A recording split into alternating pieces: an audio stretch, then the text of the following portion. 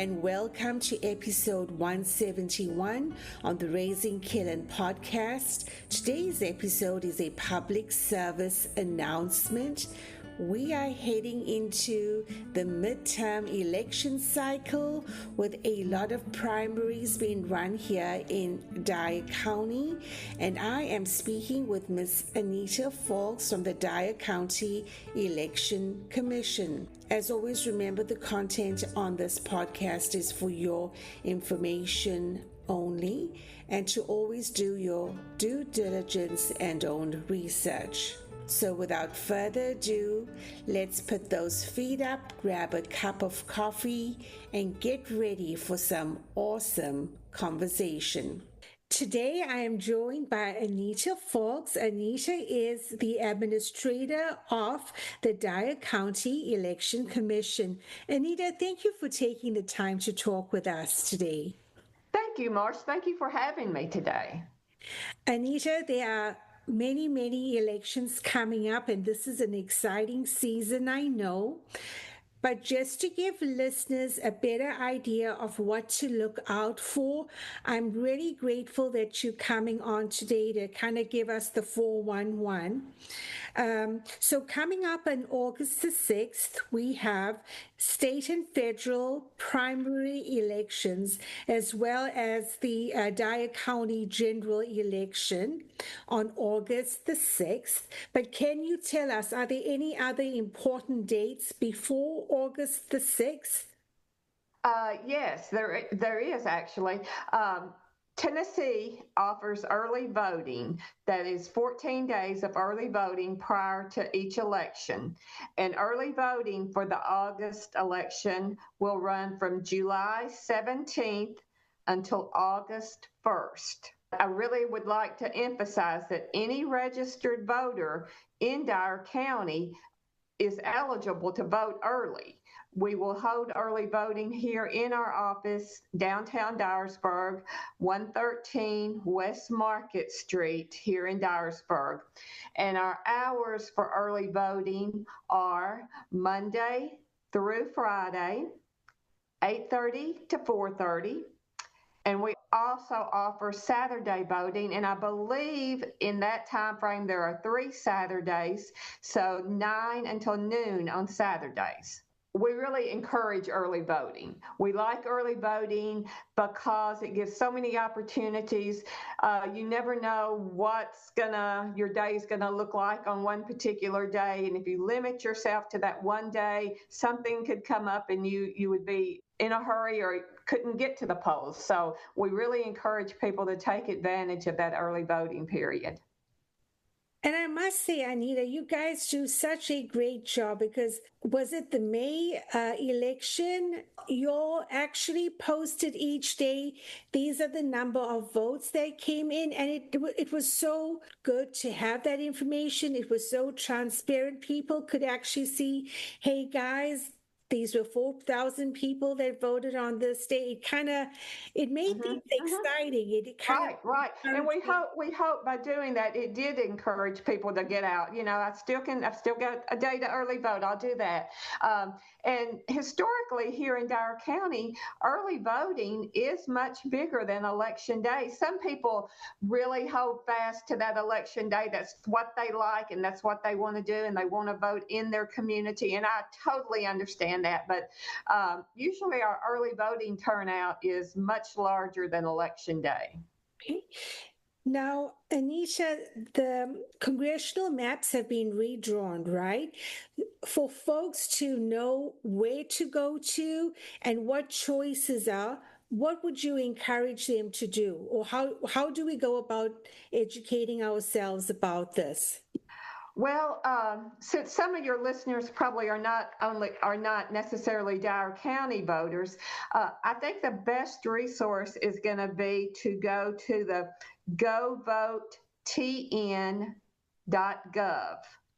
That's the Secretary of State's election site. And on that site, when you go to it'll give you several options. One of the options it's going to give you is to check your registration to make sure you're registered. But there's also going to be an option to go to the full website. if you go to that full website, along the top in a red bar, it's going to be 2026 congressional redistricting. On that particular site, you not only can you find you can find the map. It'll show you the old map and it'll show you the new map. All of Dyer County we were in the 8th Congressional District. We have just been renamed to the 5th Congressional District, and lines redrawn. We joined some other counties now in that makeup. Not only do you find those maps, but on that site right there as well, it will list all of the candidates, not only for our 5th Congressional District, but for all the congressional districts in case some of your listeners are from a different congressional district. All right, so for those first-time voters out there, they might be a little bit intimidated, or, they just don't know what to expect. And so they're going to go to your GoVoteTN.gov site. They're going to find out, where do I need to go firstly, right? Now, what would you say, what do they need to take with them or bring with them, Anita? And then secondly, can you maybe tell us like the process of what it would perhaps look like on the day? Yes, for a first-time voter, for any voter, they're going to need a photo ID, a state of Tennessee or a federally issued photo ID. That the most common photo ID we see is the Tennessee driver's license. Department of Safety also issues just a photo ID. If someone is not a driver, you can get a photo ID issued. We do get some voters that will bring in a passport. That's acceptable. A military ID is acceptable. Some truck drivers have special endorsements that are issued by the state or federal government, and those are acceptable. Handgun permits are acceptable. That's issued by the state. So a voter needs to bring their photo ID. When a voter comes in, they are going to come into what we call a registrar, where they're checking in, where the person that is waiting on them is pulling them up in the system to make sure that they are indeed registered, and 2, they're going to be looking at that photo to see that this is the person in front of me. They're going to be verifying that address. It's really important that we have correct addresses. You can change your address on election day or early voting as long as you're already registered. But we feel like it's really important that, and for us and for you as well, that you are voting in the area you need to be voting. You would want to vote on your current address because those are the people that are representing you. Those are your county commissioners. Those are your constables, your school board members. So they have your interest at heart. So you want to make sure your address is correct when voting. You're going to be signing some paperwork. You're going to say that I am at the address that I have stated, and I am this person, and I have not already voted, nor will I attempt to vote again. And you're going to sign that statement. If it is a primary election, which this August election is a primary election, you will be asked, or you will have the choice of voting a Democratic ballot, a Republican ballot, or a general ballot. If you choose to vote a Republican or a Democratic ballot, you're going to get that general ballot, that county ballot as well. But if you ask for just a general ballot, you will not be voting on those state and federal races. And we hear a lot of times, a lot of people always say, well, why do I have to choose? Why do I have to choose if I want to vote a Democratic ballot or a Republican ballot? Well, in a primary is an election that is for the parties. It's an election, it's a means for the Republican Party or the Democratic Party to choose their nominee. So you are choosing which election you want to vote in if you vote in a primary. And at that point, you'll be taken to a voting machine. If you are comfortable with the voting machine and feel like you can see yourself through the process, you'll be left to your own regard to do your vote in private. If you should choose that you want the operator there to show you how to go through the ballot, they're happy to do that. But we always want the voter to know they can receive as much help or as little help as they want. So that's the voting process. It's a simple process, but it is a thorough process that we feel like works well. Anita, so everyone's excited to be voting, but when do we get the results? How does all of that happen? Okay, so like we were talking about, there's 2 weeks of early voting. Those early voting totals are not processed until election night. The public is finding out as we find out. In Tennessee, the law requires that those machines are not tallied until the close of polls. So on election day, there are 15 voting precincts within Dyer County, and you vote in your assigned precinct on election day.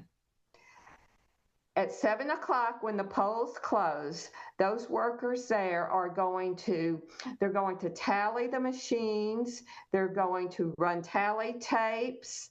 They are going to make sure that the number of ballot applications, that's the pieces of paper that voters have signed, they're making sure that they've got the same number of applications as they do signatures, as they do votes on their machine. So they are tallying those votes, and they will, after they get all their supplies packed up at their individual precincts, 2 people from each precinct bring those results to the election office, where those numbers are ran with the numbers from early voting, and depending on how long it takes the precincts to get back to the election office to do their job there, secure their precinct, pack it up, and bring it back, we start releasing numbers as we get them. Most of the time, not always, because somebody could have voters in line at 7 o'clock and not be able to start when they need to. Most of the time, by 9:30 or 10, the night of election, we have election results. I guess that makes the early voting kind of a good thing to be doing then, right? Yes, it does. It does. And then before we close off, Anita, let's just ask this. Is there another election coming up, and when will that be? Yes, there is another election in 2026, and that is November 3rd. And that election is the state and federal general election. Those nominees for the parties from the August election will move on and join independent candidates for the state and federal races. And also on that ballot will be a city of Dyersburg. For the residents of Dyersburg, they will have that opportunity to vote then for their officials, and City of New Bern will also have a city election. Anita, thank you so much for demystifying the process. And it really does help, like knowing your dates and, what you take with you. And I thank you so much for that. And you are very welcome. We are always happy to help anyone with any questions they have. We had much rather answer someone's questions than someone to feel like they're not equipped or ready to vote. So we really encourage people to reach out to us if they need anything. All right. Well, we'll see you at the polls then, Anita. You have a blessed day, dear. Okay? See you there, Marsh. Bye-bye. All right. Bye-bye. Thank you for listening along on the podcast today. As always, remember, get out and cast your ballot. As always, remember, your vote is your voice, and taking part in the civic responsibility is more important now than ever. As always, get to the top of your mountain. This is Marsh Naidu signing off.